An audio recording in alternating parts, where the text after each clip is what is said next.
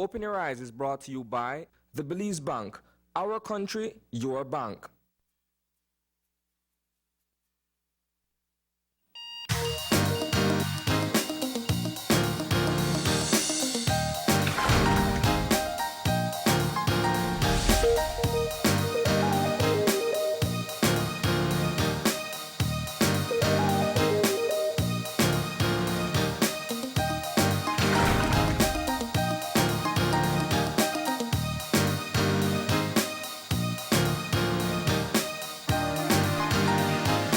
And good morning. Welcome to Open Your Eyes. I'm Marlene Cuellar. And I'm Gavin Courtney. And thank you for joining us this morning. Yeah, it is another bright and sunny morning. That's right, another hot day getting started. We're going to check in on our weather for today. And we have on the line Crystal Rosales. Good morning. Good morning. How are you today? I'm great, thank you. All right, so let's talk about the weather and find out how hot it's going to be. Yesterday, we know inland they went above 100 degrees. Is it going to be as bad today? Yes, not as hot, but close. Okay. So tell us what we can expect for today. Okay, well, the general situation is for dry, hot, and hazy conditions to continue over the area. And our 24-hour forecast? Mostly sunny, hot, and hazy today, then clear to partly cloudy and warm tonight. Little or no rainfall is expected except for the slight chance of an isolated thunderstorm over the mountains. All right, and what about our winds for this morning? The winds will be from the east to northeast at 10 to 20 knots. And our sea state? The sea condition will be moderate. All right. Now let's talk about those high temperatures. So today we'll reach 90 degrees Fahrenheit along the coast, 102 inland, and 90 degrees Fahrenheit in the mountain pine ridge. And for tonight? So the low tonight will be 82 along the coast, 74 inland, and 68 in the hills. Okay, so those are really warm temperatures once again, especially inland, and I know you have some advisories for people living in those areas. Yeah, so we're so residents, especially those inland, are advised to stay hydrated and avoid direct sunlight as much as possible. With that, with the continued dry and hot conditions, it sustains a high risk for brush and forest fires. All right. We do hope people are paying attention to these advisories or warnings and remember to stay hydrated, but I also know inland they're facing quite a bit of smoke from the fires that are present. So I hope they're listening. Thank you very much for that update, Crystal. You're welcome. You have a great day. And you guys as well. Okay. There you have it. Another really hot day. So we, as Crystal said, we especially want to emphasize for those of you who are inland and stuff, please do take care in this heat. Make sure that you are protecting yourself, staying hydrated, staying out of the sun as much as possible. And, that goes for everybody here because it's warm on the coast as well, right here. Yeah. Well, it's now 104 degrees. Yesterday when I saw that, I could only imagine how hot it's been. But we do want people to keep in mind, one of the advisories is, of course, to stay out of direct sunlight. The good part is that we're all, or most of us, are being asked to stay at home unless you're essential workers. So that takes care of that. But don't think that because you're indoors, you don't have to stay hydrated as much as possible. And remember to check in on the elderly and the kids to make sure they're drinking enough as well. We're going to keep things going now with our eye opener, and our eye opener taken from dailyom.com goes like this. Passive aggression is most often wielded by those who feel powerless and want to avoid their own true feelings. Many people are taught from a young age to suppress feelings commonly regarded as negative, such as anger, resentment, fear, and sorrow. Those who cannot or will not express these emotions tend to engage in passive-aggressive behaviors that provide them with a means of redirecting their feelings. Passive aggression can take many forms. People who feel guilty saying no may continually break their promises because they couldn't say no when they meant it. Others will substitute snide praise for a slur to distance themselves from the intense emotions they feel. More often than not, such behavior is a cry for help, uttered by those in need of compassion and gentle guidance. The emotions typically regarded as negative will frequently be those that inspire you to change yourself and your life for the better, whereas passive-aggressive behavior is a means of avoiding change. When you deal constructively with your feelings, you can put them behind you and move forward unencumbered by unexplored emotion. I know. Pretty powerful. Yeah. That one spoke to me, and I think I've admitted this on camera before, right here on the show. Sometimes, yeah, I can be passive aggressive. I don't have any, issues admitting it, because I think that one of the most important things when it comes to trying to change some of this behavior is accepting that, you have that sort of an issue as well. Yeah. And I especially, the part resonated with me when it talked about saying no when you wish, not saying no when you wish you had. Naturally, especially for me, I'm the type of person I always want to make others happy and try to, put myself out there for people. And then sometimes somebody asks you something, or for me, I just would say yes automatically without even thinking about it. Or even if I'm kind of uncomfortable or something, you say, all right, well, maybe I can. And then when it comes down to it, it's like, oh my God, why did I do this? The all-day loathing that takes exactly. place. Yeah, So that, and then the reason why, and it's not necessarily that I would break my promises, as they say in the thing, but I would get through it, but having all that sort of resentment and stuff, and it does come out. And part of the reasons why that behavior is changing, like I said earlier, and I'm better at it than I was, even a year ago, is that, being conscious of it and being sort of proactive about fixing things and, really taking charge. Yeah. And just dealing with the negative emotion or reaction in the moment, rather than avoiding it. Yeah, and for me, I think that's the key part. It's one of the best things that we have now, and it helps with technology and it helps with just the time that we've all lived on this earth together, is where there's so much more that we understand about how we function as human beings. Yeah. And we're able to identify in different generations just what was lacking when we grew up. And one of the things I can say definitely we lack is being able to help to teach children, as children, how to process different emotions. The good ones, the bad, well, there are no bad ones, but the good ones, the uncomfortable ones, and the ones that we really struggle with. And because we really don't have that foundation set, we see it a lot in our adulthood, where people, when they're faced with these uncomfortable emotions, don't know how to do. And then we act out. We act out in many different ways, from not being able to say no, from being unnecessarily rude to people, being some people can be very vicious in the way they say things. It's just, there's so many different ways that we see this manifest in our adulthood. And if we look at our adult population, we definitely see it. I hope, and I don't know what happens in school systems, and I don't know what happens within individual families, that we're moving beyond that. We know better. All the data is there. You help kids to understand that anger is okay. What you do about the anger is a completely different feeling, a different issue. If you consider fear to be completely normal, because we all have that that anxious feeling towards something that we don't know or don't understand. Even respect and having different opinions.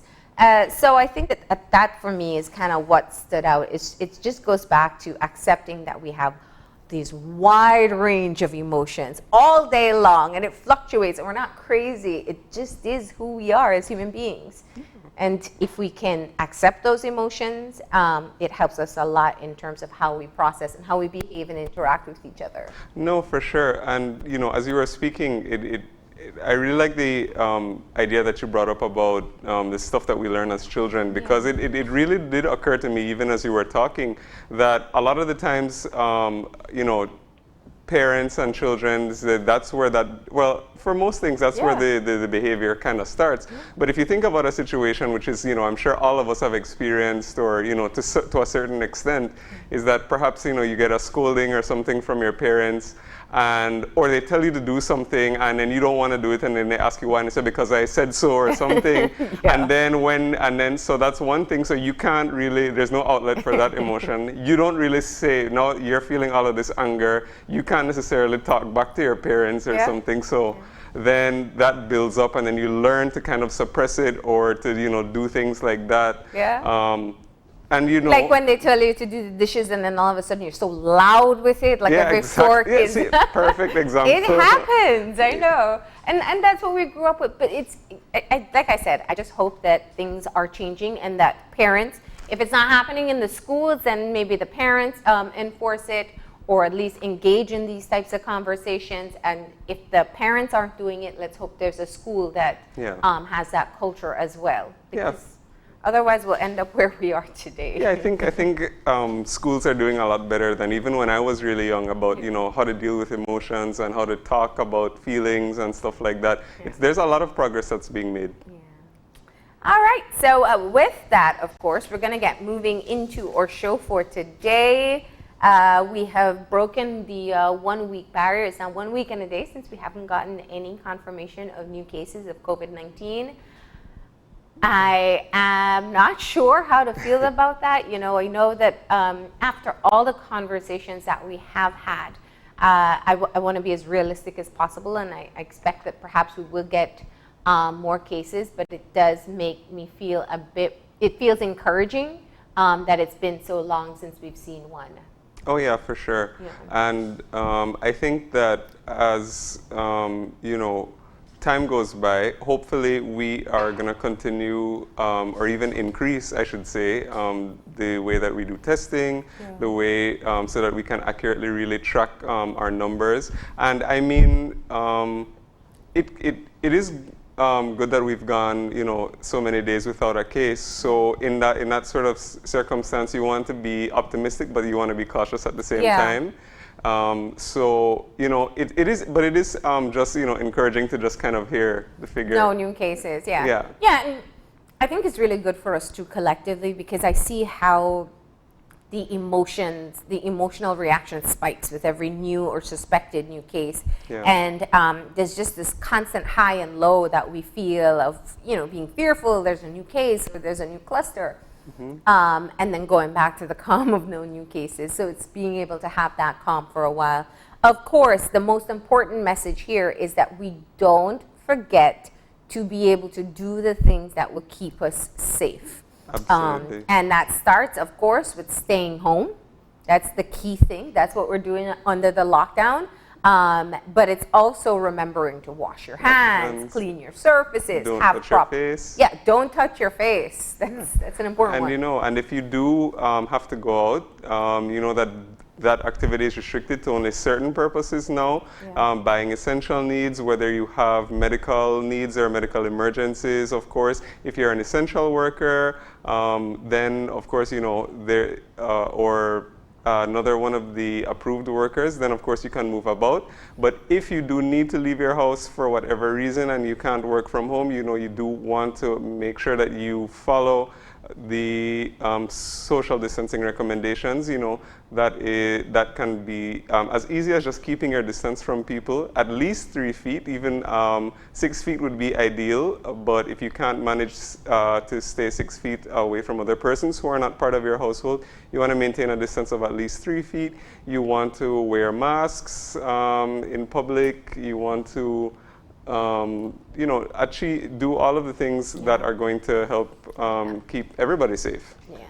So it's like you're doing something right because we're getting the results that we want, but you don't want to stop. Exactly. I was just about to say that part of the reason why these social distancing initiatives are so important is because we have to, the numbers, because that's where we started our conversation, is of the confirmed cases. We have to also bear in mind with this that you know, from what we know internationally and what we know about what the science says, is that a large percentage of COVID infections are actually asymptomatic or very, very mild symptoms. So it may be that you're feeling fine and you think you can go about, and you don't know that you could be transmitting the virus around. Yeah. So that is why it's really important to follow these things so that we can keep our numbers down, we can keep the spread down, and we can eventually see some sort of future over the horizon. Yeah, we have to keep it manageable. Yep. And so far we are.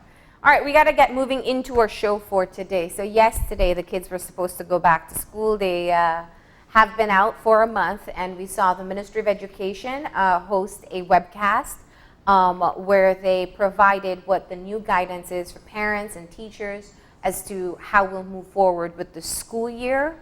So we're actually going to have a conversation with the Chief Education Officer of the Ministry of Education, and she's going to break down the details of it. People still have a few questions. We have a few questions, and we're going to be able to talk to her about how it'll work and just what type of guidance they'll give to parents and teachers during this time. Yeah, and for our second conversation, we are going to be hearing from a Belizean who is currently living abroad in Paris, France.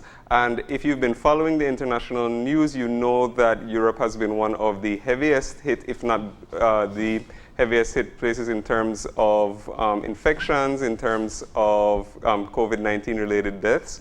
So, of course, those are your countries like Italy, Spain, France, Germany, and the other European countries. So we are going to be having an interview with a Belizean who is currently there going through it and getting her perspective on what's happening across the Atlantic. Yeah. And, of course, we keep on trying to get the voices of the people who can very easily be marginalized in situations like these. So we're going to be talking to the representative of the Belize Assembly of Persons with Diverse Abilities, BAPTA. They're going to be talking to us about what they're doing and how they're collaborating to ensure that people who have diverse abilities in this country are still able to have full access to whether it be benefits or moving around or even being able to interpret the information that is being disseminated. So that's going to be the third part of our show. And of course, we've got something for the kids. We've got Kids Time again, and today they are going to be learning all about the ozone layer from Dr. Binox. So that is going to be super interesting and fun for them. All right, so that's our show for this morning. We're going to go ahead and take a break.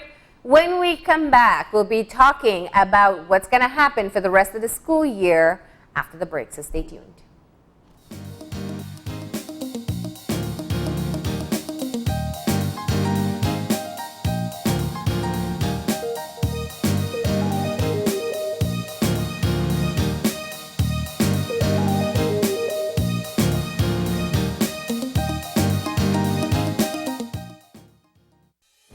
With over 100 years of service excellence in Belize, the Belize Bank Limited recognizes the importance of leading the way as we enter into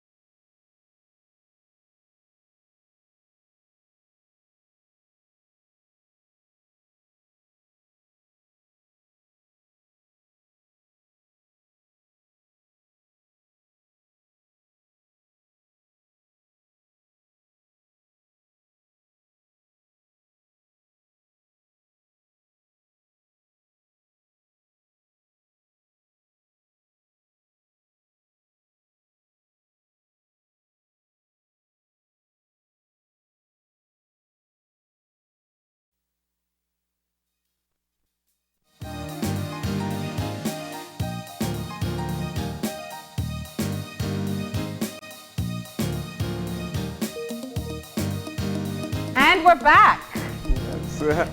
And we are joined for our first conversation by the CEO of the Ministry of Education, Dr. Carol Babb. Good morning, and thank you for joining us. Good morning, and thank you for having me. Yes.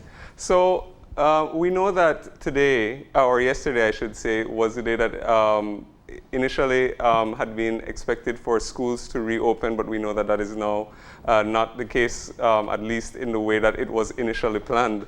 Yeah. And so, of course, I think what's on everybody's mind, especially for parents, is what exactly are the measures that are being taken now that we have to be making these adjustments in light of COVID-19? Okay, so Gavin, as you rightly said, school was supposed to be open yesterday. To be quite honest, we don't know when school will open. Yep. Yeah. The Ministry of Education will be advised by the National Oversight Committee, and then we will get advice as to where to go from there. Yeah. But at this point, nothing is guaranteed. Yeah. Now let's step back. So clearly, with this date approaching and understanding that we were going to be under a state of emergency, at the very least till the end of the month, I'm sure that the officials and yourself included sat down to kind of decide what would be the best way forward. I keep on saying that the benefit we have is being kind of behind the curve with what's happening globally. So where did we look for examples of what other countries are doing, even though everybody's figuring it out as they go along, but just perhaps best practices or suggested practices coming out from other parts of the world? Well, I have been reading a lot about what's happening in education in the Caribbean. Okay. And for the most part, they are doing online classes. They are also ensuring that children who don't have access are able to get some kind of package or some kind of home-based learning. Yeah. So I think what we are doing is very similar to what the other regions are doing. Even in the United States and even in the Great America, not every child has access to a device or to internet. So they have to find other ways and means to get the materials to them. All right, so let's just get into what the plan is at this time. What is the suggestion coming out of the Ministry of Education? Okay, so the Ministry of Education is advising schools, and the Ministry of Education is preparing online, when I say online classes, online lessons, these lessons are available at our website, www.mo.gov. We are also going to air those lessons on radio. And in addition to that, to have printed materials available for students who, for whatever reason, can access online lessons or may not hear it on the radio. Okay, and this includes, because while naturally if we're in one of the main municipalities, we only think of our context, but we know we have rural schools that have limited access, even for the teachers to get there. So the consideration of their needs in areas like that have also been put into perspective? Yes, what we have thought of is that we are going to place these packages at business places. For the most part, even remote villages have a little shop. That's right. A little business. So our intention is to place these home-based learning at a location where most people can visit. Yeah. And in terms of the new materials, there's going to be lessons, but I imagine that there's also going to be provision for, let's say, either homework or take-home assessments, or are there recommendations as far as that is concerned from the ministry? Well, Gavin, at this time we're asking students not to, we're asking teachers not to request any kind of tests or quizzes.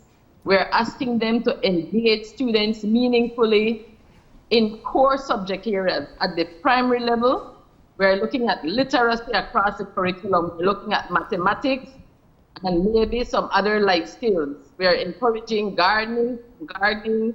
You know, we're encouraging parents to bond with their students and do other important life skills like cooking and other things like that. You know, in the midst of uncertainty and just how things are so different in this particular time, one of the things I want to get an explanation about is why there won't be any assessments. Clearly, parents are used to the kids having a grade. They know if they're receiving the material, understanding the material. Why is it that the recommendation is for no assessments, like tests or quizzes, taking place during this time? Well, we are recommending no tests or quizzes because of the uncertainty of this time. A lot of people are stressed out. We've heard from parents previously to this period that some schools were requesting their children do quizzes, and they were supposed to submit it at time, and there were some difficulties with that. So also can't do quizzes and tests because how the students get back those papers to teachers if they're living in a remote area. Yeah. You know, the climate is just not right for tests. And of course, the stress of the situation as well. So if the child will be able to cope, if parents will have to help them do it. So the climate is not right at this time for quizzes and exams. The whole purpose is to engage students meaningfully, get them involved, get them to feel good about themselves, allow them to bond more with their parents, give them activities that will allow that to happen. And I think you touched on something a bit earlier, and I was going to ask sort of, we know that because everything has happened so suddenly and everything has happened so significantly, I imagine that the transition may have been kind of awkward or something in some areas. So I wonder if you've heard much feedback from parents or from schools at least as to how they're dealing with the transition so far. Yes, we've heard from some parents. Some parents are having difficulties with the online classes. Some of them are saying that it's a problem because they don't have internet access. It's costly in these trying times to buy data, and that is why we are advising schools that yes, we must do online classes. We are in a technological era, but we must also cater for those students who don't have access or internet. Yeah, I think that one of the key issues here is just the fact that we don't have the same level of access across the country. Now, that brings me to another point, though, because some schools have piloted and some schools do, in fact, have more structure in place for their online schooling. And I know this is kind of down the road thinking, but it is critical to think about now. There's a disproportionality that can take place if some students are kind of getting access to the full curriculum while others aren't. What's the consideration for that in terms of the long term? Well, remember right now, Marlene, we are not really following the curriculum. We're just looking at 3 core areas. Mm-hmm. We are looking at literacy across the curriculum. We're looking at mathematics and integrated science. So we are not following the curriculum slavishly because, remember, we will have a package for preschoolers. We will have a package for, we are taking the childhood from 3 to 8 years old. And then have another package for primary students. So they are at varied levels in the curriculum. So we can't follow the curriculum. Yeah. For schools, I know that there are schools who the child has a device, has access to internet, and kudos to them. They can proceed with online learning and teaching. But as a responsible ministry, we must cater for everyone, especially for children most at risk. Yeah, that's absolutely important. So let's talk about what's going to happen with matriculation. There were some decisions made there. Can you clarify those for us? Okay, so we are at the primary level. Rule 128, I think, speaks to promotion. So students should be promoted. They should not be kept back. And every opportunity must be made that if students do not have the skills and knowledge for the level that they are promoted to, teachers must provide interventions to ensure that students come up to the level that is expected. So with primary school, that is an issue because the legislation speaks to promotion. However, at the secondary level, the ministry will have to meet with managing authorities and ask them, allow students to be promoted because of this unusual time that we are all experiencing. And again, we are asking them to also provide interventions to fill the gap wherever they need. So let's get a bit of clarity in terms of the thinking behind this. So if a child perhaps did not meet the requirements for promotion up until they would have completed second term, for example, they would still be advanced, but you're asking the teachers to identify wherever they were lacking and perhaps just focus on that for the next month or 2 months. Right.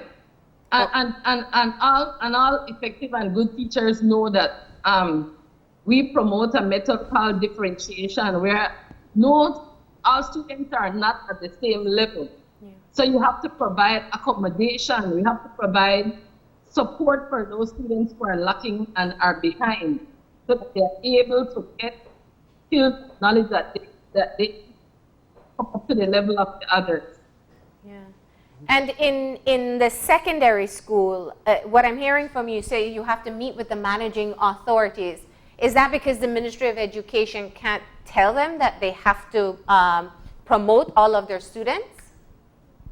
I guess we can tell them, but we don't want to take that route because we are partners in education and secondary schools are governed by boards. Yeah. So our intention is to meet with them, to discuss with them, and appeal to them to see the need because of this unprecedented time that we are experiencing.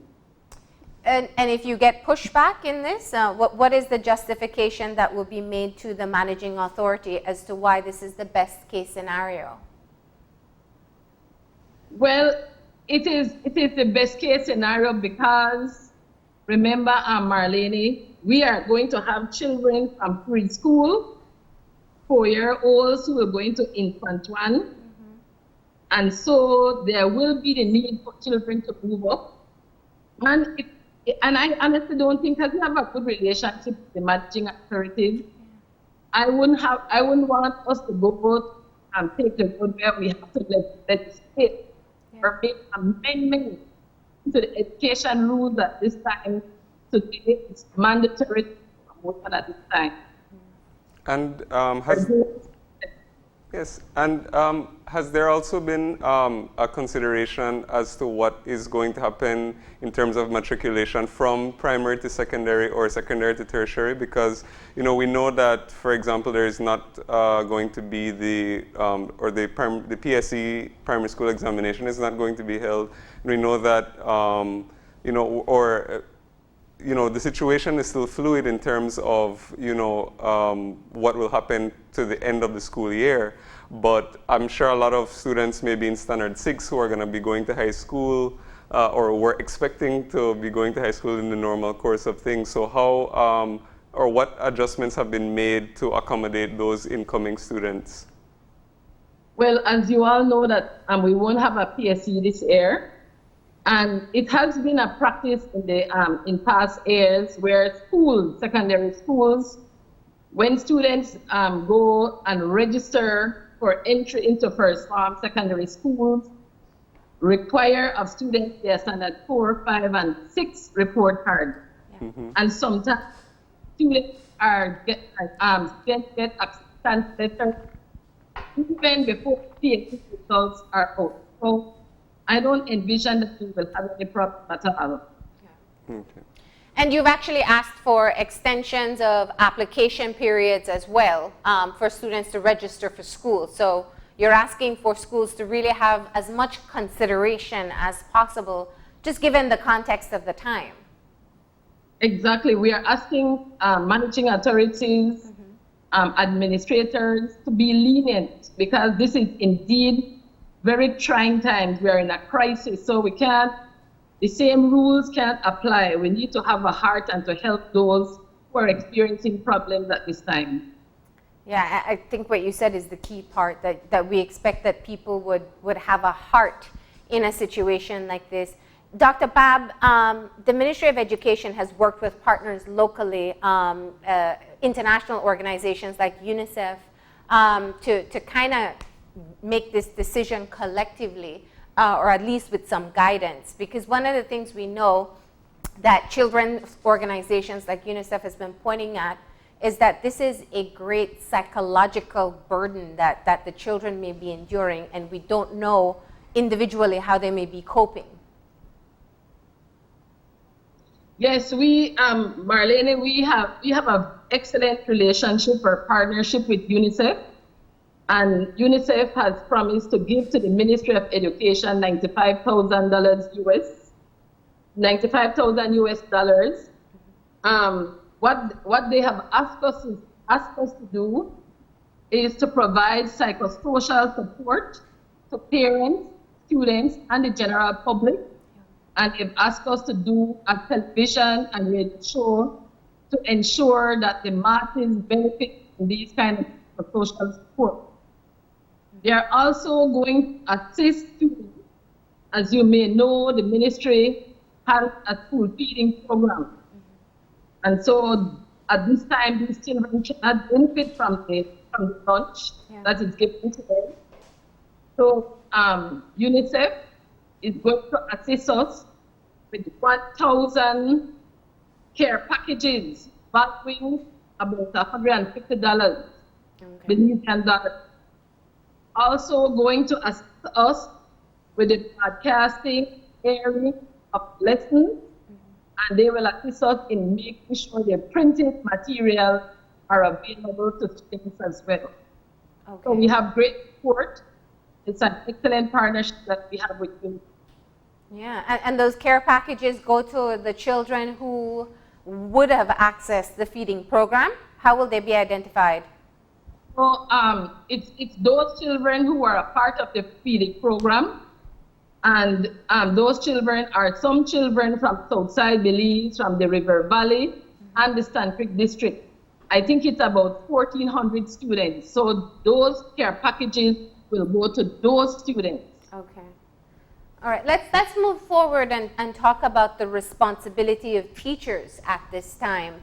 The materials will be provided to the teachers as well? Well, a number of our teachers will be involved in helping to create these materials. And yes, they can get the materials. They can go to the ministry's website. They can get a hard copy if they so desire. But we also want them to be aware of the packages or the lessons, because we are asking teachers to support students where possible. Okay. Calling, text, some students already, some teachers already have like a WhatsApp group with their parents. Yeah. So we're asking teachers at this time to keep in touch, to provide support, to help students who may have issues with some of their assignments, if they can. Now, some have been really innovative. I've seen where teachers make their own home video with their lessons to send through WhatsApp. So they're trying to get information to the students the best way they know how. So we want to applaud our teachers because a lot of them at this time are keeping in touch with parents and students. Yeah. And parents should also know their teacher's phone number so that they can check in. And if they are struggling with the assignment, with the home-based packaging, ask teachers for support as well.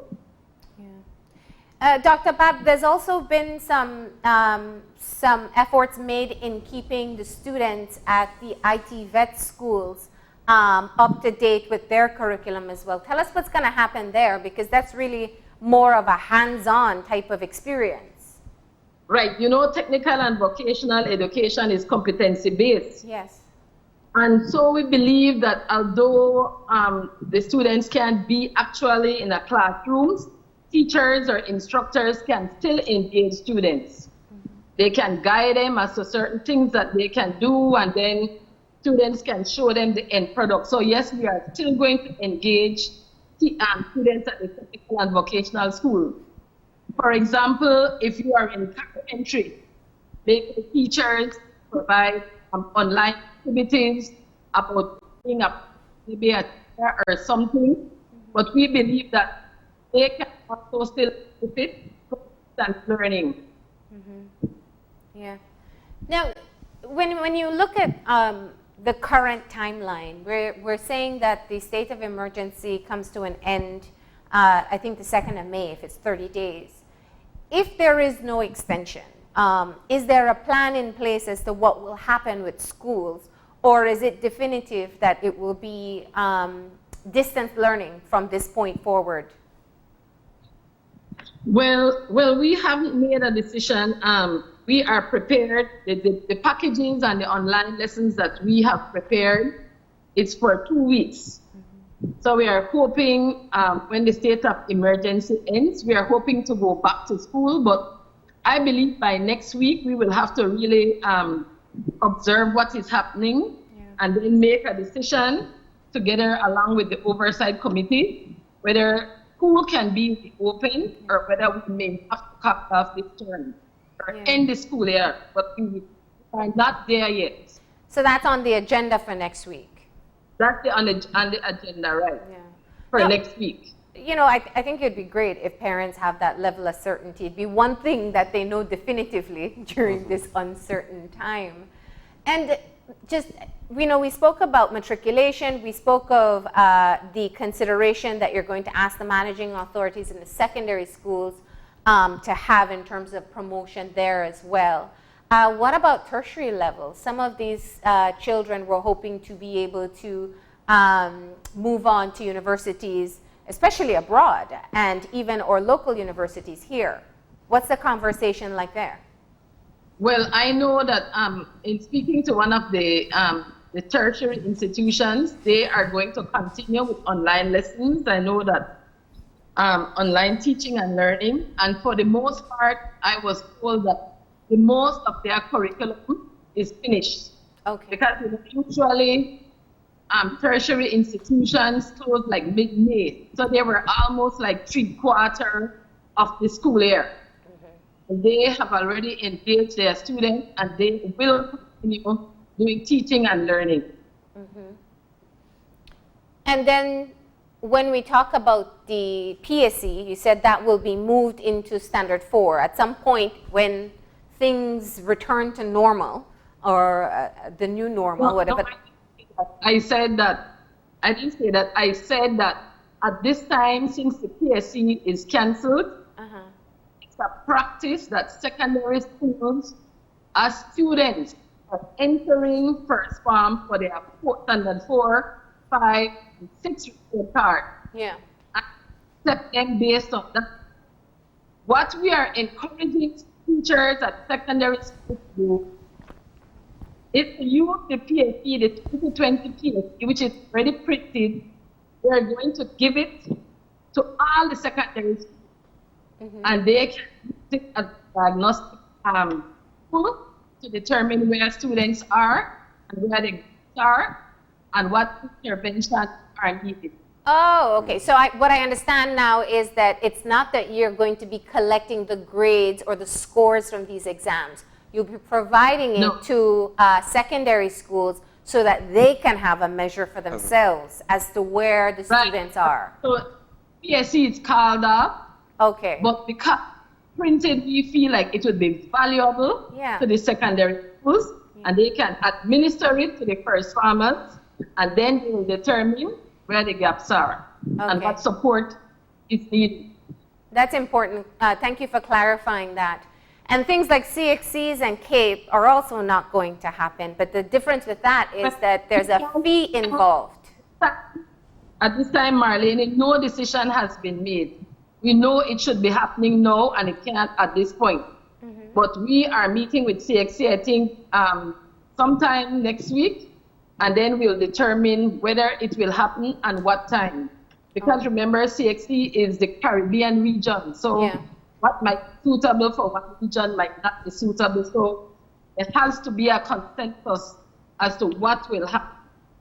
So there may be consideration of doing the online CXC. There might be consideration, but some, as I said, we have to have consensus because some regions are not in favor of that. So we are meeting with CXC. I have a meeting with them sometime this week, and I think those are the questions that we can ask. But nothing at this time is definitive. So the only one that we have control of, which is the primary school examination, we can say definitively is cancelled. It's the big chat is cancelled. And the I regional also want to share, exams will be determined in the near future. right. Okay. I also want to share, Marlene, about professional development. You know, in the month of August, we engage teachers in professional development. Since teachers are not at school and may not be engaged the way they normally do, Yeah. encouraging teachers to take advantage of professional development that is offered by the Ministry of Education. And we have two focus areas. We have psychosocial, and we're going to add emotional health, physical health, financial literacy, and spiritual health. In focus 2, we will prepare teachers or will train in digital literacy so that they can become effective and efficient in offline teaching and online learning as well. Yeah. So these are two of the professional development courses that are available at this time, and they will count towards their CPD hours.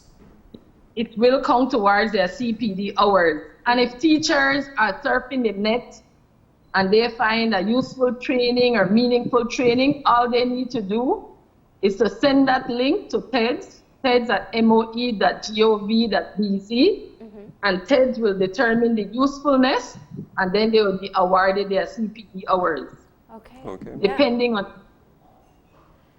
Now, Dr. Bab, I know one of the concerns or fears that educators are having is if they will be paid as we move forward. We know government is tightening their belt as much as possible.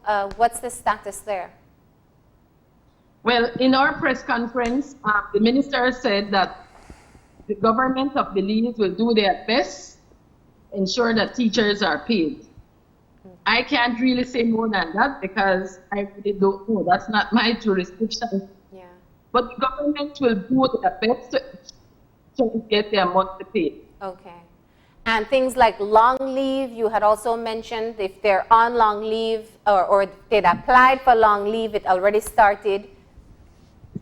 If they had applied for a long leave and it was approved, long leave started the 1st of April, and it cannot be deferred.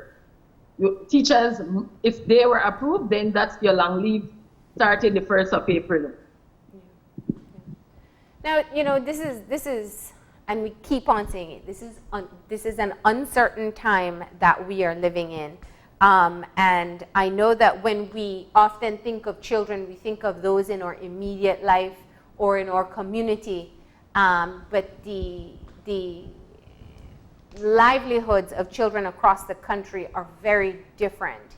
What worries you the most of having children out of school at this time? I mean, there's some marginalized communities that we just don't know what's happening with the kids. One of the things that worries me the most is that I'm very concerned about those children who were on the feeding program and who were looking forward sometimes that one meal might be the only healthy meal that they get.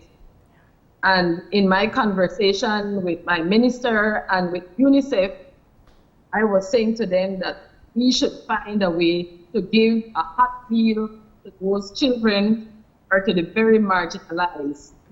And then I spoke to one of my friends from Trinidad, who's in charge of school feeding.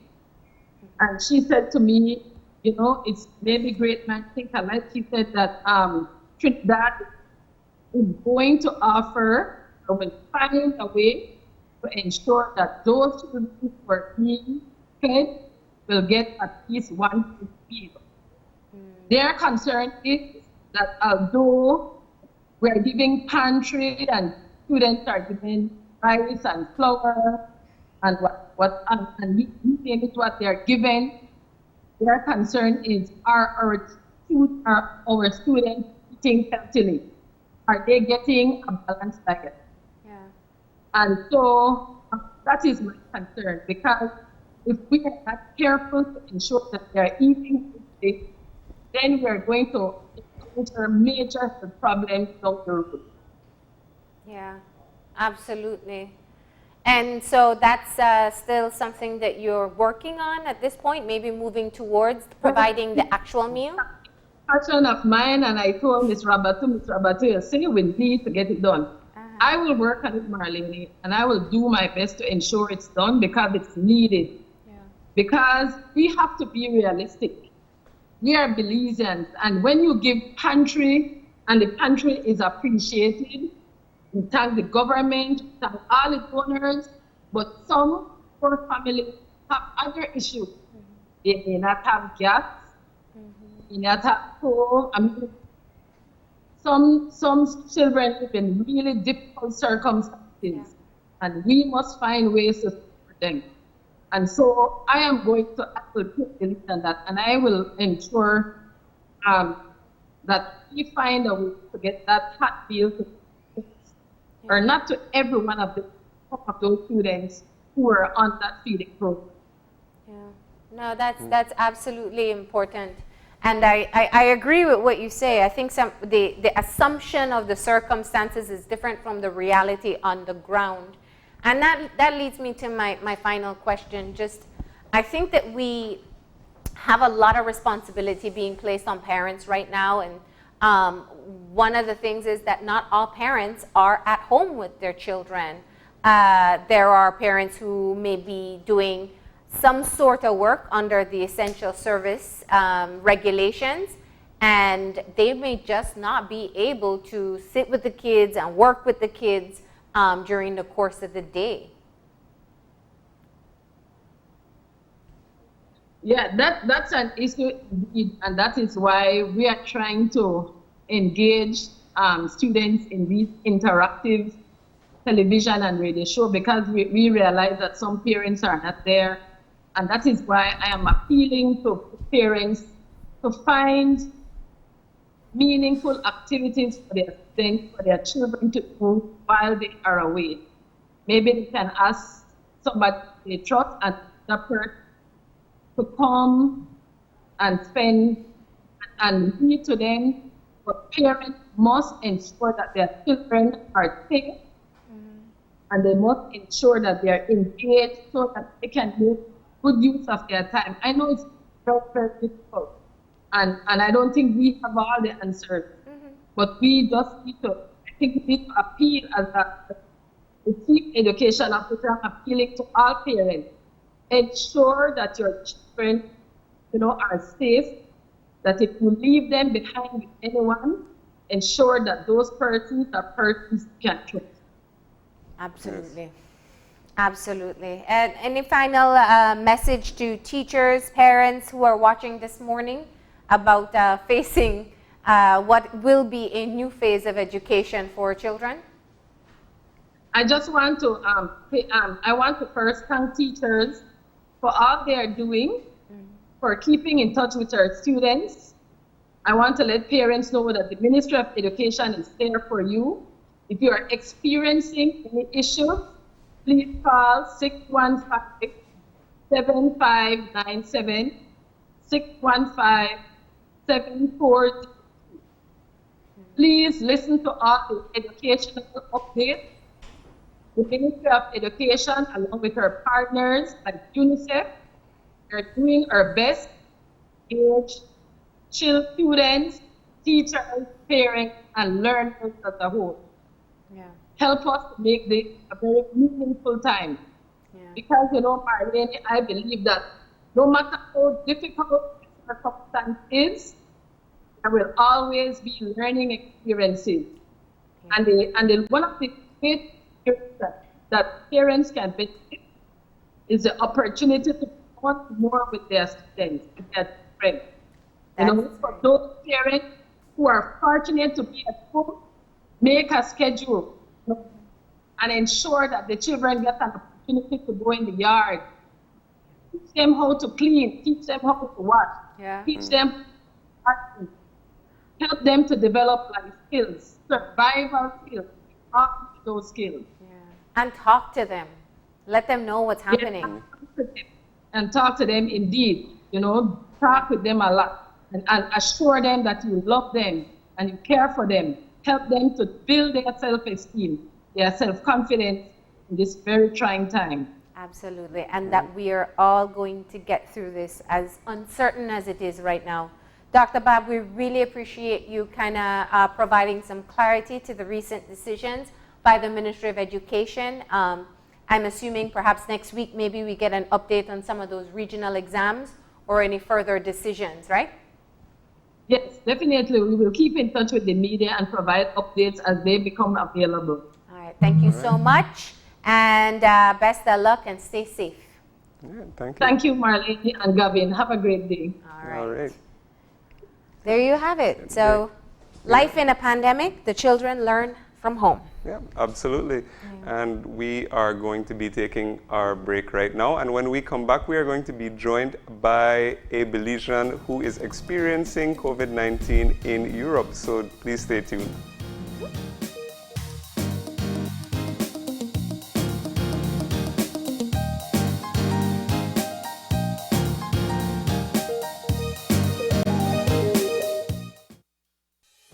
With over 100 years of service excellence in Belize, the Belize Bank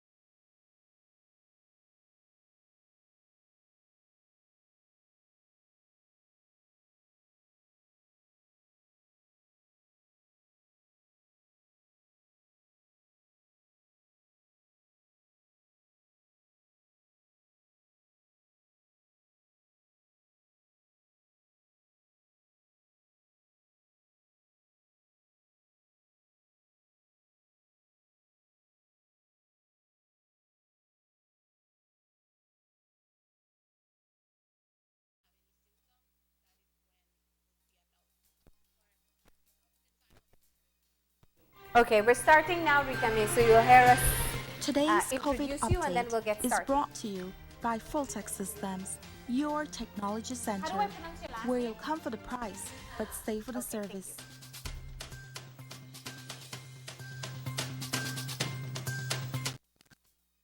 Back, and we're moving into our second conversation for today. Of course, our COVID-19 coverage includes perspectives from all across the globe. And today we're checking in with a well-known Belizean. You guys may remember her from some of her poetry and the books that she wrote. Rita May Hyde Talla, who is a Belizean living in France. Good morning. Good morning. Good morning. Greetings, everybody, to all Belizeans as well who are listening in. Yeah, looking gorgeous this morning, nice and bright. What time is it there? Right now, it's about 3:40 p.m. Okay. Okay. So I'm in plain work mode. We are working, and I can get a call at any minute. As a matter of fact, when we're finished here, I have a conference call. Okay. Well, good afternoon to you then. And good morning to everyone. So Rita May, we really wanted to be able to talk with people, especially Belizeans, to understand what it's like in their area as across the globe we're facing the pandemic. So let's talk about what's happening in France at the moment.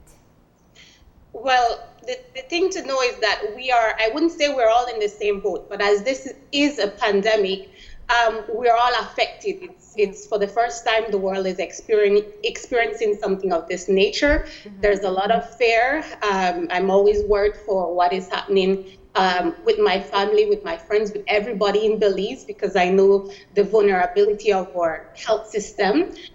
But here in France, I can tell you that it's reassuring to know at least that the health system is trying to do its best in terms of this crisis. We have over, I think, 160,000 confirmed cases. It might seem like a lot, but less than 60% of the population. But of course, there's been over 20,000 deaths. The thing about it is to keep at home, to follow all of the measures that are put in place by the government here. My work as well has a lot of measures in place for us as staff. We've been working from home since the 16th of March. That is not easy work from home, as you imagine. Trying to do everything from a distance in online, organizing meetings online. It's very tough at the same time, worrying about this overall situation. Yeah. I'm in the last trimester of my pregnancy, so that's another added complication, but we are grateful. We're grateful to be happy and healthy during this very difficult time, and we're trying to do all that we can as a family, my family, to keep safe and to adhere to all the rules of the home country. And of course, you said a lot just now, but let's just to break it down a little bit. You had mentioned part of what you were speaking about was following what it is that the government has put in place. Now, I'm sure you might know that for comparison's sake in Belize, that the entire country is under a state of emergency. They've restricted movements of people in several different ways. Some businesses cannot operate. Some people have to stay home. So in terms of the situation in France, what is it like? What is it that the government has actually put in place that people need to follow? Well, the first thing also is the confinement, the lockdown, and it's the mandatory lockdown.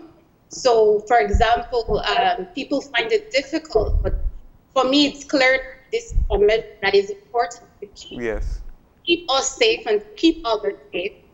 For example, I know that in Belize there's the lockdown, but here you cannot leave your home without an attestation, without a written attestation. You have to print it, write it out, and in this attestation you have to say exactly what is your 5 categories, and you have to click if you're leaving your home because you're an essential worker, or is it because you need medical help, or are you going to do grocery shopping? But you have to communicate what is the reason to leave home and the time that you're leaving, because they don't want you to be on the outside for a long period of time. And it's very tricky. And once you adhere to that, there's a fine of over 100 euros. And I know they've fined so far thousands of people. Yeah. For So the yes. large part, people are respecting the confinement. Yeah. So when did you enter into this lockdown phase, this stringent lockdown phase? We started on the 16th of March. So today's day 37. Like I said, it's not easy. Today's day 37. I keep reminding myself, telling myself daily that this will all pass, this too shall pass. And I have a countdown. I'm thinking, okay, they just announced that we will be out of the lockdown the 11th of May. So I'm literally counting down to the 11th of May. But that's because your date kept on being pushed down further, right? To lift the lockdown. It was supposed to be earlier.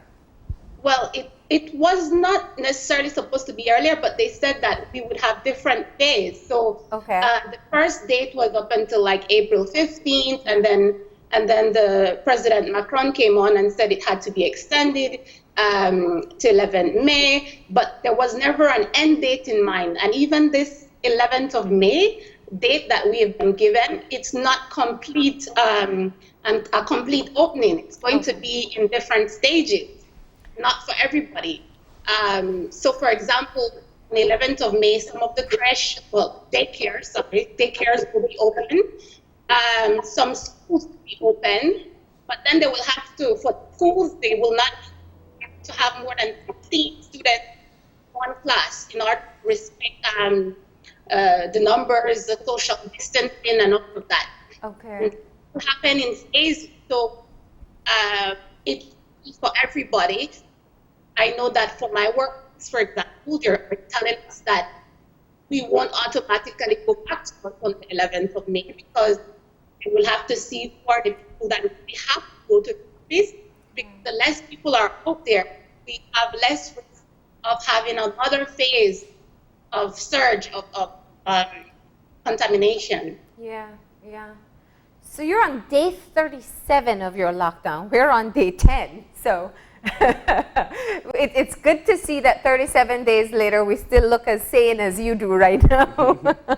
Well, Barney, I can tell you that it comes with a lot of every day waking up and trying to be positive, making sure you get a little bit of exercise in, because it's not healthy mentally, physically, spiritually to be in confinement. But I think during these type of moments is when we can dig into our culture, dig into our values, dig into ourselves, because this is a moment that is very difficult for everybody, and we have to overcome it, and we have to think about community. So I call people all the time, and people call me all the time. So that kind of helped to cheer me up as well. Now, looking at the cases in France, I understand that a lot of the casualties have been from elderly people in nursing homes. Is that the case? What's the main affected demographic, and what's the story coming out there? Well, the majority of deaths are related to indeed elder people, and you have, I think it's about 70 or 75% of the cases, those that have died have been elder people. And it's a bit sad because you see that in this time, for example, we took my husband's grandmother, she's also living in Paris, and we took her from where she was living in her own, and we brought her with us. We wanted to make sure that she was healthy and well, somebody would be take care of her, which is not always the case with the older people. Their homes and the homes are seriously affected, and that's why they're asking people to stay away, like not to go around them too much, because it can be they're more at risk for contamination with this virus. But yeah, majority of the cases that have resulted in death, this over 20,000 people, have been mostly older people. Yeah. And in the seriousness that people have, in Belize, we have our lockdown measures in place. You were saying before that that you have more stricter terms for your lockdown versus us. One of the things, Rita Mae, because you've lived here, is that the healthcare system has not been up to par for a very long time, and it's something we know going into the pandemic. You're in a country where arguably your healthcare system will be far better than what we face here. What are your thoughts when you think of people back home, and whether how much we should be adhering to the recommendations that are being made? Being here, I can tell you that when this thing first started here, at the time Belize didn't have any case, I was just thinking, oh my God, I hope that this does not go to Belize, because of those reasons you just signaled, that the healthcare system is not strong. There are many loopholes in it. And I was thinking, if a virus like this hits Belize and it's not handled properly, it will be devastating for my country. So here, the measures, like you mentioned, are very strict. I follow what's happening on a daily basis, and I see that although not everybody is adhering to the measures of staying at home, social distancing, I think that majority of people are. Maybe I'm wrong, but from what I'm seeing on social media and when I'm looking at news, and I think that we need to continue to take this very seriously, knowing Belize is not at this couple of massive surge in cases, confirmed cases, because we have all the equipment, we don't have ventilators, we don't have all this. So I think about these daily. Yeah. In particularly the essential workers. Even my sister Karen, she lives in San Pedro. She's working every day. She's out there as well. I think about my family, but most importantly, all the doctors and nurses and people who have to leave their homes to work, because it's not easy knowing that the health system is not prepared to deal with these people once they're controlled. Yeah.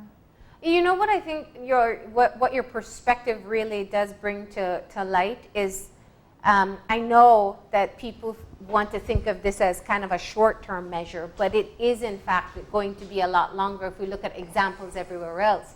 So you went into lockdown on March 16th, but there were restrictions that were being made from before when you first started seeing cases. Exactly.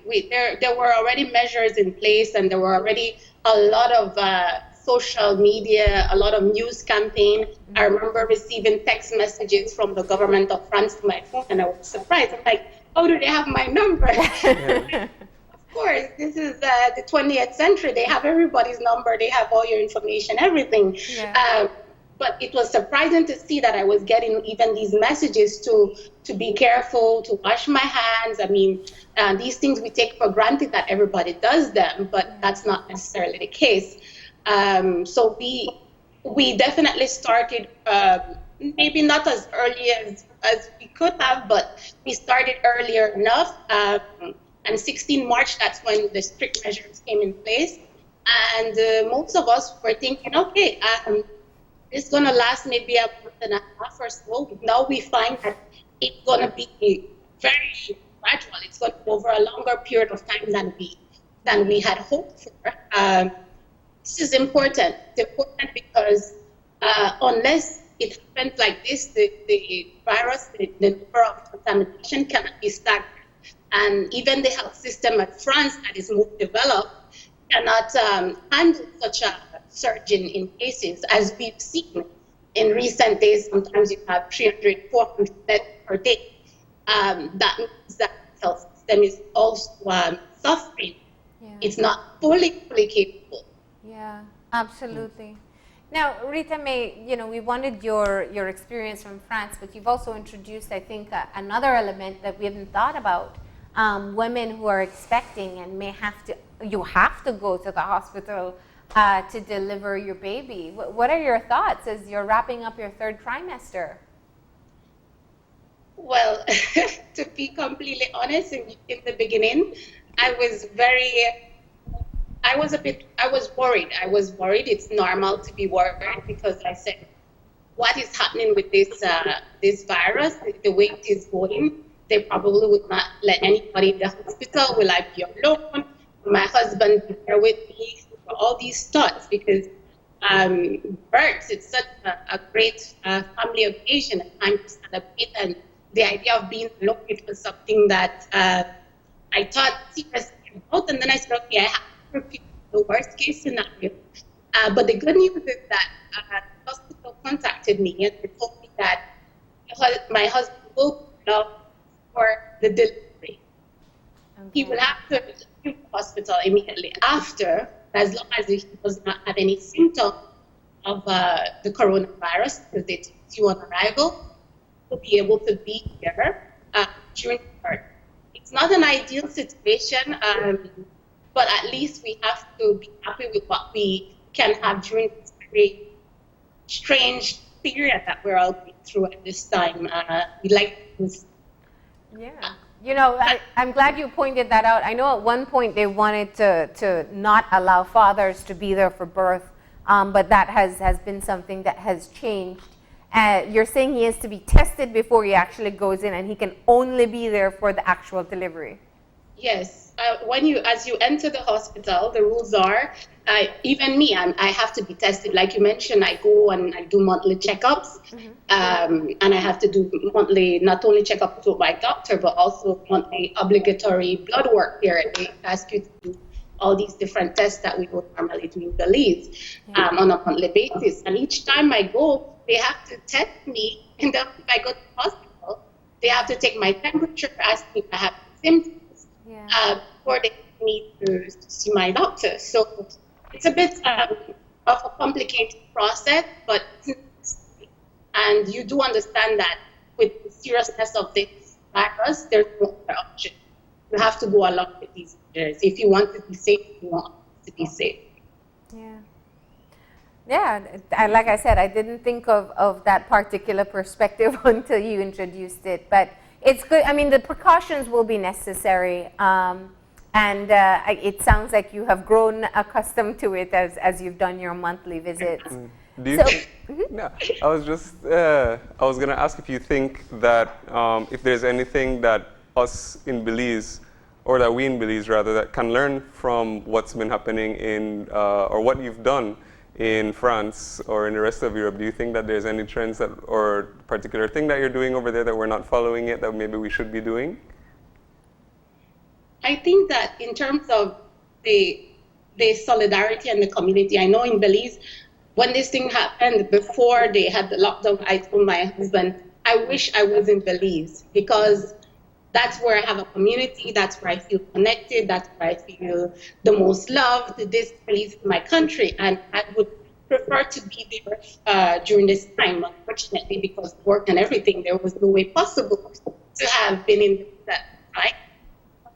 But I think one thing I have realized is this community term still, even after all these years, is that people are very creative ways to express themselves, show solidarity. At 8 p.m. every day, people go out on their balcony and shout and speak and laugh. Those people who are working, essential workers. And in the beginning, you thought, but that's not going to change the world. That's not going to do anything. But guess what? The third day, you felt good to just go on the balcony and scream with everybody. And shout with everybody and say, yeah, we're all in this mess together, but we will get through it together, because human beings have always done that. Humanity has always overcome the greatest of adversity. So I think that spirit of community, in terms of expressing it more, I think it's there in Belize, but maybe if we find ways to express it, because it's for everyone to know that we're all in this together, no matter what. I know sometimes I see people chastising people on Facebook, you should be home, people are out on the street, but maybe if we turn it into a much more positive per se, let's see how we can support each other with all the positive energies and the just shouting and saying, yeah, we know you're out there. We appreciate what you're doing to keep us safe. I think that is something different. Yeah. We have enjoyed seeing the videos come out from Europe of people applauding and making noise. I've also seen it in New York as well. Maybe we'll develop something, because we can be pretty loud here in Belize too, so we could take advantage of that.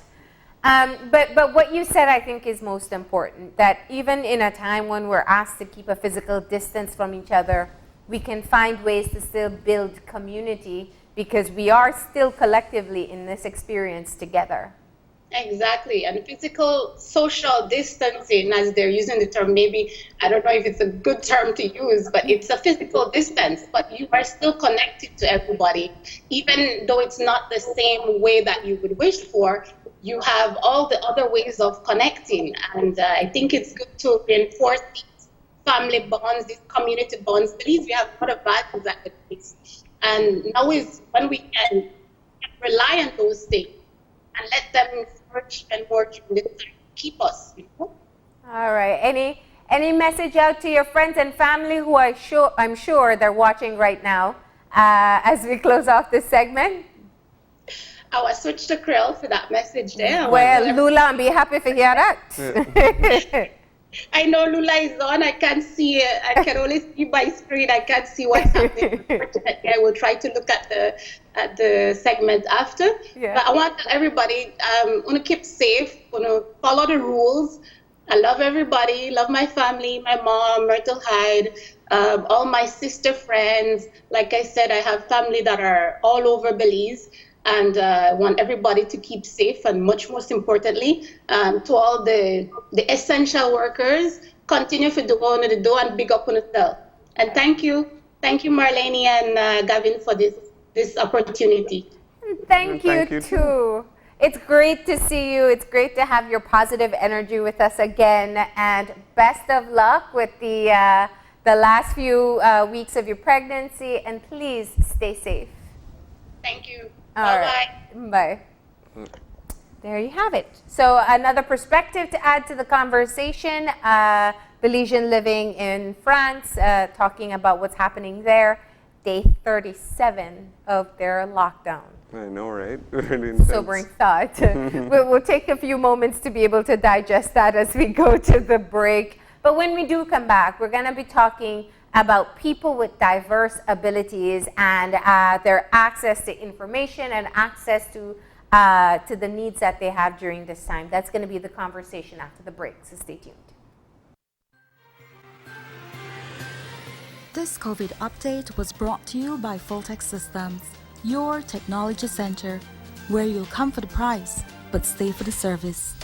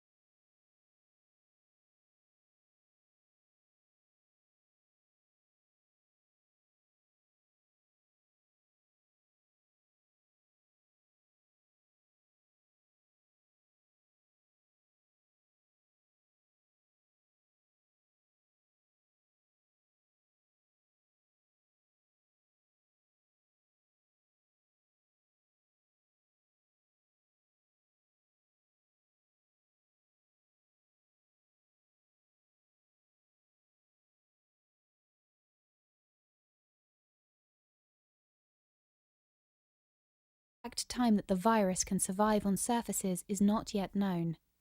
So it is wise to clean surfaces regularly, particularly in the vicinity of people infected with COVID-19.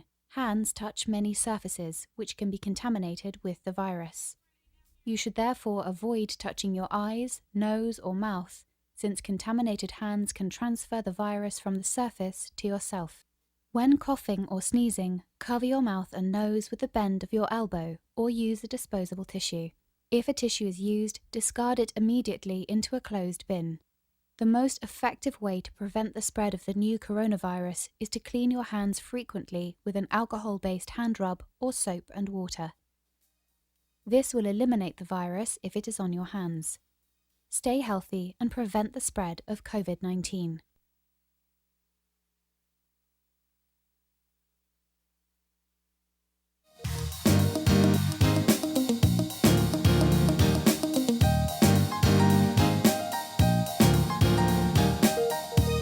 And we are back, and we're jumping right into our third conversation, and we are discussing persons with diverse abilities and how they are going to be able to cope with all of the changes that have been happening in society due to COVID-19. And here to talk to us about this is the president of the Belize Assembly for Persons with Diverse Abilities, or BAPDA, and that is Ms. Roxanne Marin. Good morning, Roxanne, and thanks for joining us. Good morning, Gavin. Good morning, Marlene. Thanks for having us. Now, of course, a wide range of societies, or everybody in society, is affected in some way by COVID-19. And of course, that would include persons with diverse abilities. Now, before we even get to the stage of infection or whatever, just transmitting information, keeping up with all that has to be done in the wake of all that's going on can sometimes be difficult for persons with abilities, with diverse abilities. So perhaps you can start talking to us about how you've been spreading the message about what needs to be done in this time. Well, at this time, what BAPDA started out with was a video with the tips on how persons with disabilities can cope and manage and protect themselves in this time. We have had that video interpreted into sign language, and so definitely it's also on our Facebook page, where persons that are hearing impaired can have caption to see those information in the case that they do not know how to read sign language. Yeah. That video will be shared, has been shared with Channel 5 and will be shared with the different media houses. So we definitely have, it's like a 7-minute video in 2 segments with the tips on how persons with disabilities in Belize can cope and manage and protect themselves in these times. Yeah. So that was the key thing. It was getting the messages out for people who would have difficulty or cannot hear. You know, Roxanne, I keep on saying, you know, we are learning about how to cope through a pandemic as we go through a pandemic. That is true. And one of the things that very often happens, even in regular life, is that we don't have the consideration for people with diverse abilities from the onset. And we don't want to make any vulnerable population be any more marginalized. Talk to me about where BAPDA has been in trying to make sure that people with diverse abilities are being considered in the decisions that are being made, and also that they are receiving the relevant information in how best they can interpret it. Well, in 2 parts, Marlene, that's very loaded when it comes to our population, because well agreed, we are most of the time not included, especially when it comes to services. Yeah. So far, we have been in contact with the Ministry of Human Development. We've been in contact with the Ashcroft Foundation, and we've also sent information to the Chinese Association. And we're looking forward to these 3 communities and these 3 entities to include our persons with disabilities. And I want to even stress that when it comes to like the pantry program, it's even more essential for us to use this as the best opportunity to get our population into that program.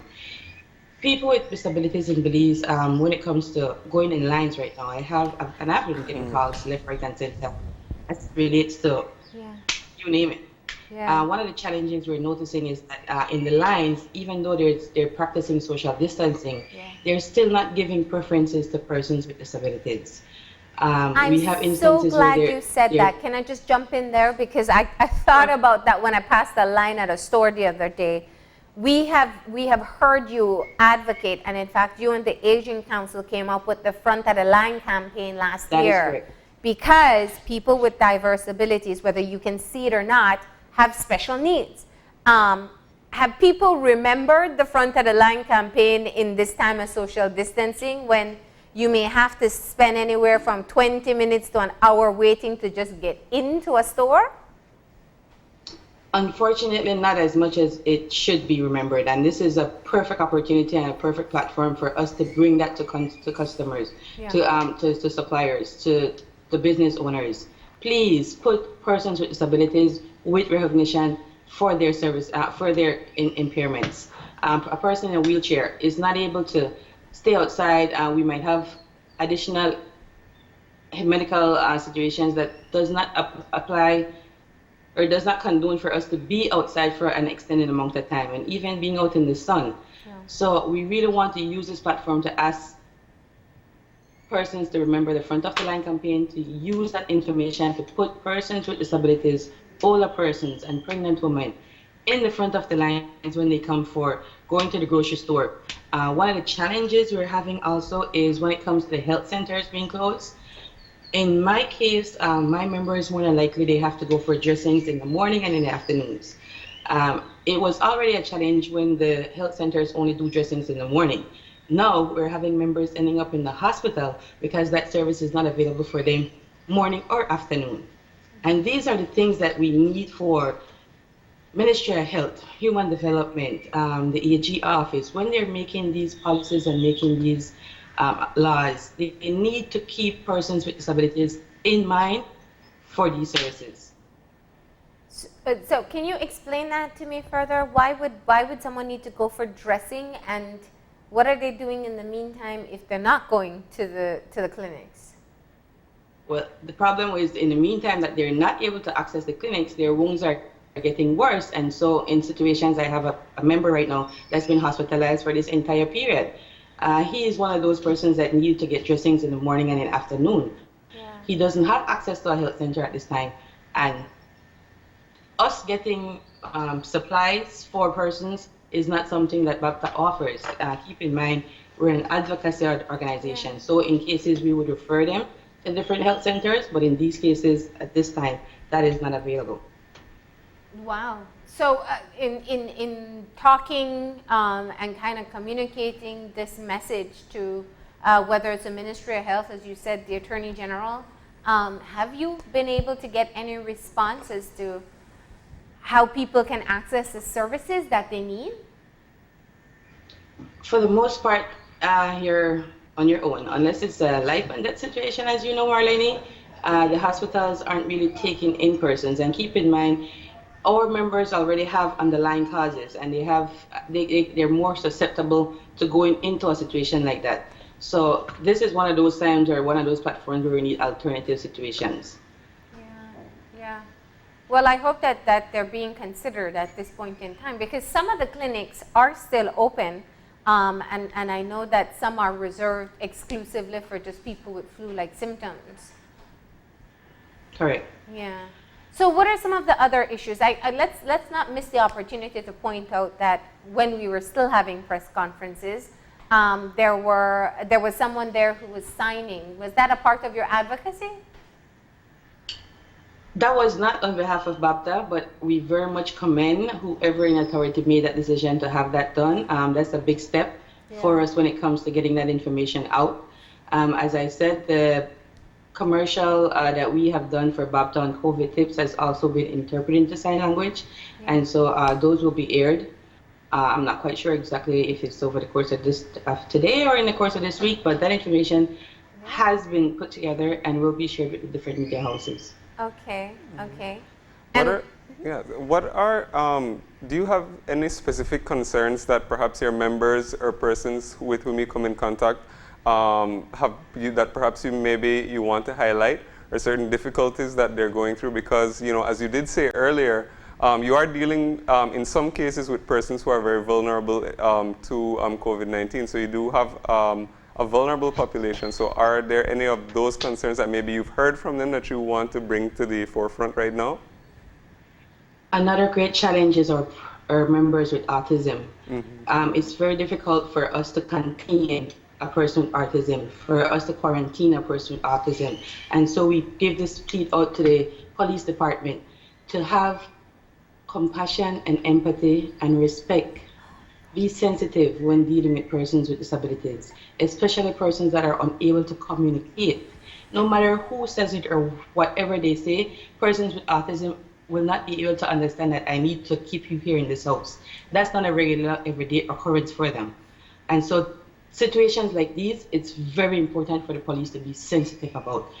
Keep in mind, let's say you're on patrol, just an example, you're on patrol and you see someone running in and running out the yard. The police are trained to think something illegal is happening. They might come with guns. A person with autism would not even be able to explain what's going on or explain to the officer why is it that they're doing what they're doing. So we're making this plea to the police department.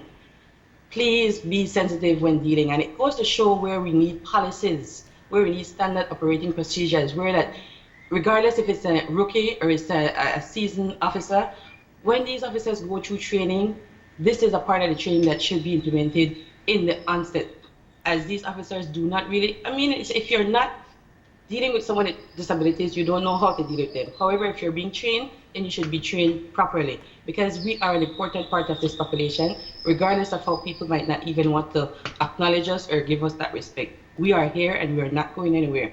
And our persons deserve every human right that they have. You are absolutely right. There is a clear disconnect when it comes to sensitivity from the department, and I hope that they're tackling the issue of sensitivity training sooner rather than later with the recent issues we've seen. But when you talk about people with intellectual disabilities, that will be a challenge for whether it's the BDF or the police, because it's not always evident that someone may have an intellectual disability. Last year, you said you'd be working towards creating IDs for your members. It may be useful at this time for them to present that. Have all the members been able to get their identification? Oh, that is a very good observation, Marlene. Yes, we had printed BABTA ID cards for our membership. And so we also want to reach out to the other partners and other organizations that are dealing with persons with disabilities that is not registered with BABTA. And not because you're not a BABTA member means that you are not eligible for a BABTA ID card. Once you have a disability, and your disability is going to be lifelong. And so we use this opportunity to reach out to partner organizations to contact us so that their members can also be able to get a BABTA ID card. Because in these cases and in these times, like you say, having that card on them gives a big difference in the recognition when it comes to the police officers. And I have to say, in 2 different instances last year, the police station on Euphrates Avenue were very susceptible in communicating and contacting us for assistance in dealing with our members. So yes, Marlene, that ID card is most important at this time. Have you communicated with the Commissioner of Police or the Attorney General and informed them that your members or people who have received the disability ID, that it exists, what it looks like? So in the event that someone gets into a scenario, the police should know to recognize them. Directly, we have not contacted them, but let's hope that they're seeing this interview and this is going to be the platform. And that is something that we can put in writing. Yeah. Thank you for that suggestion.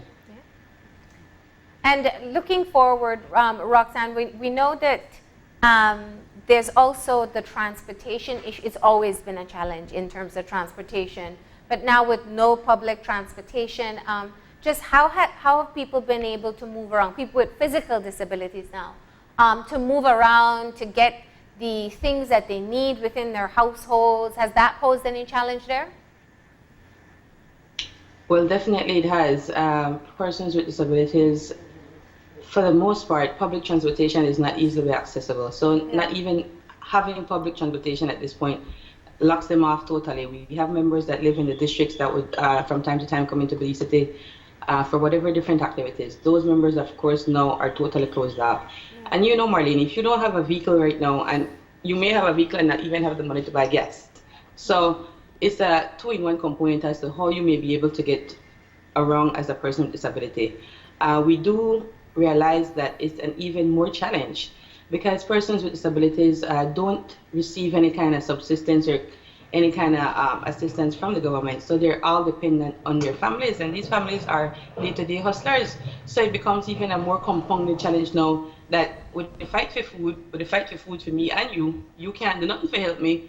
How much I really want to share with you or how much, it becomes very trying and very testing on the dedication and the loyalty and the love of a family right now when it comes to a person with disability. Wow, yeah. And so I've heard you made several different calls so far. One is that the situation with people being able to go in and get their change of dressing done, for that to be made easier in terms of access for them. I've heard you ask for the police department to be considerate of people who may have some form of disability and they may encounter them, especially if it's an intellectual disability, that they would be able to recognize that this is a possibility taking place. And also access, ensuring the priority access continues even in a time of social distancing. Are those your main points? I'd like to add one additional point, Marlene. Yeah. The Department of Human Services is doing drop-offs for for persons. Yeah. And we're pleading to them we've sent them our list. So one, we would like to have those persons that are unable to come around be priority for those drop-offs. Food, everybody right now it's all about food. Food. If you want us to stay, then we have to be able to eat. And our persons already aren't able to move around. Public transportation, as you said, is off the table altogether. So we'd make this plea to the Ministry of Human Development to consider our members, well, not consider, to definitely put us in your database at this time. We've sent a database of 300 names.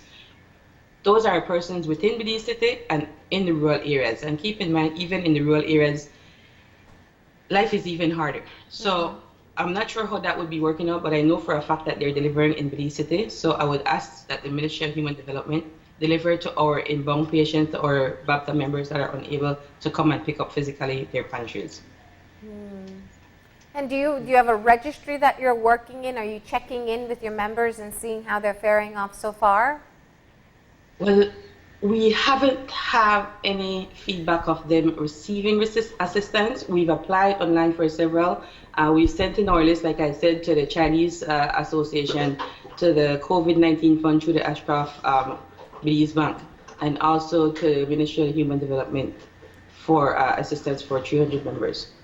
So we're hoping that out of those three entities, somebody reaches our members. Nothing definitive as yet. What's the biggest concern that you find BAPTA members are having right now? Everybody else, food. Well, if somebody wants to get in touch, you said that they can get the ID even if they're not members of BAPTA once they do have some sort of disability. How do they get in touch with you, and how can they get access for the ID during this time of lockdown? Okay, getting in touch with us, our phone number is 631-0724. As you can see behind me, we have our BAPTA on the Rise project that's ongoing. The phone number is 631-0724. Email address baptabelize, bapda.belize@gmail.com, or you can find us on Facebook. Tentatively, everything social distancing is on hold. However, we can get you into our database. And even if you're not a member, once you're a person with a disability, you become a member of BAPTA automatically. So they can still get in contact with us. The BAPTA on the Rise project that we've been having ongoing since January, ultimately, is for us to take the lived experiences of persons with disabilities to cabinet so that we can start working on policies to include our population. And so it's important that even though COVID-19 is down on us and we're in quarantine, we're using this time to reach out to our Facebook page to petition the persons to come on board and support us in going to the government, going to cabinet, to have policies set in place. We've been having these discussions for very long. Yeah. It's time to get up and put it up. Absolutely. Well, thank you for reminding us that we must not forget the people in our society who are living with disabilities and may have a different level of access than we do to everyday needs. And so we really appreciate you bringing it to our attention once again, and best of luck, and stay safe. Thank you very much, Marlene. Thank you, Gavin. All right. Be safe, please. All right. And so there you heard it from the Belize Association of Persons with Diverse Abilities.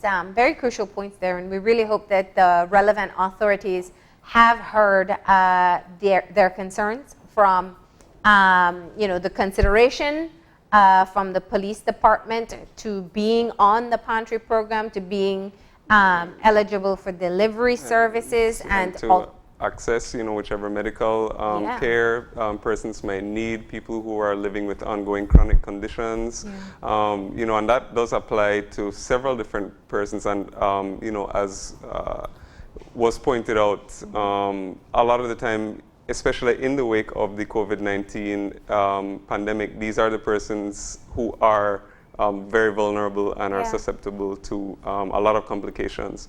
So we definitely appreciate those concerns being highlighted. Yeah, absolutely. All right, now it's time for us to shift gears for the final portion of our show. You know what that means, parents? Get the kids in front of the television as they get the opportunity to learn something new in Kids Time. And of course, this segment is brought to you by J&W Shopping Mart. Today, they're going to learn about the ozone layer. Mm-hmm. All right, so here we go. It's Kids Time.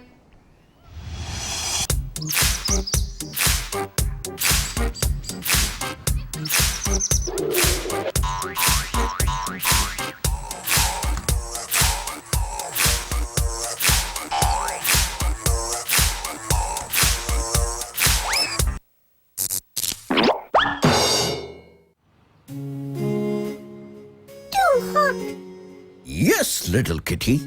There's been a rise in global temperature in recent times, and depletion of the ozone layer is one of the factors behind it. Ozone layer? Yes, little kitty. Hey friends, I'm sure each one of you must have heard about the ozone layer.